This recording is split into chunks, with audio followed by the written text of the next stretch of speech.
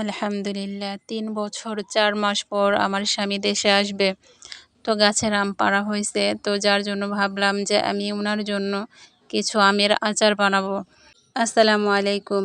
কেমন আছেন সবাই? আশা করছি অনেক ভালো আছেন।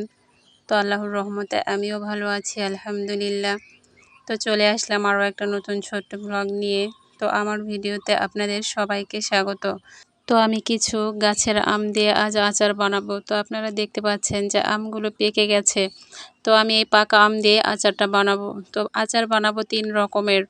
তো আপনারা প্রথমে যে ২টা দেখলেন আর এই একটা, এই ৩ রকমের আচার আমি বানাবো শুধু আমার প্রবাসী স্বামী বাড়িতে আসবে তাই। তো আমাদের বাচ্চারাও খাবে। আমি এর আগেও আচার বানিয়েছিলাম। তো আমি অল্প কিছু উপকরণ দিয়ে আমি এই আচারগুলো বানাবো। তো আপনারা দেখতে পাচ্ছেন আমি ২ দিকে ২টা কড়াই দিয়ে দিয়েছি। যেহেতু আমার এখানে ২টা চুলা অ্যাটাচড করা। তো মাটির চুলাতে আমি রান্না করি বেশি। তো আমি মাটির চুলাতেই দিয়ে দিলাম। যেহেতু পাকা আম অনেক সময় ছিটে আসে। তো এই দিক দিয়ে আমি আবার আমার দুপুরের রান্নাটাও বসিয়ে দিয়েছি এক চুলাতে। তো যাই হোক আলহামদুলিল্লাহ, এই যে দেখুন আমার আচার প্রায় হয়ে গেছে।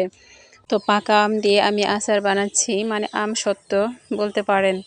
তো আলহামদুলিল্লাহ এইদিকে আমার আচারগুলো হয়ে গেছে। এখন এগুলো হচ্ছে আমি রসুন দিয়ে এক চুলাতে ভেজে নিব। তো যার জন্য আমি এখানে রসুন আগে থেকেই কুটে রেখেছিলাম। তো দিয়ে দিয়েছি কড়াই। তো এই আম ঝুরি করে আচার আমি কখনো বানাইনি। তো এবার ভাবলাম যে বানাই, যেহেতু তো এই আচারটাও আমি আমার শাশুড়ির দেখে শিখেছি। তো আমার শাশুড়ি আমাদেরকে বানিয়ে খাওয়াইছিল। তো যার জন্য ভাবলাম যে আমিও নিজেও করি। যেহেতু গাছের আম যেগুলো শক্ত ছিল সেগুলো আমি ঝুরি করে এগুলো রোদে শুকিয়ে বানিয়ে ফেললাম। তো আলহামদুলিল্লাহ দেখতে পাচ্ছেন আমার ঝুরির আম আচারও হয়ে গেছে।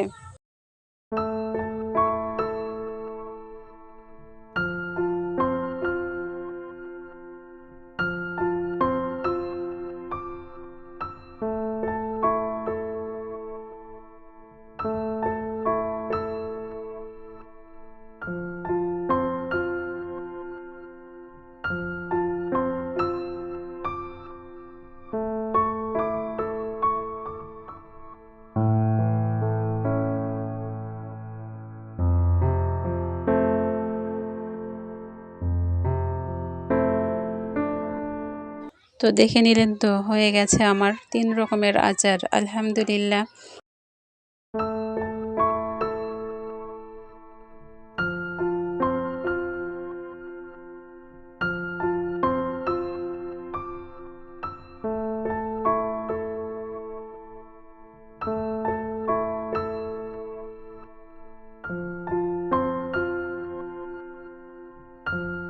তো আমি এই ঝুরি করা আচারটাই বয়ামে রেখেছি। আর এই ২ রকমের আচার আমি ফ্রিজে রেখে দিব। তো সবাই ভালো থাকবেন, সুস্থ থাকবেন। আসসালামু আলাইকুম।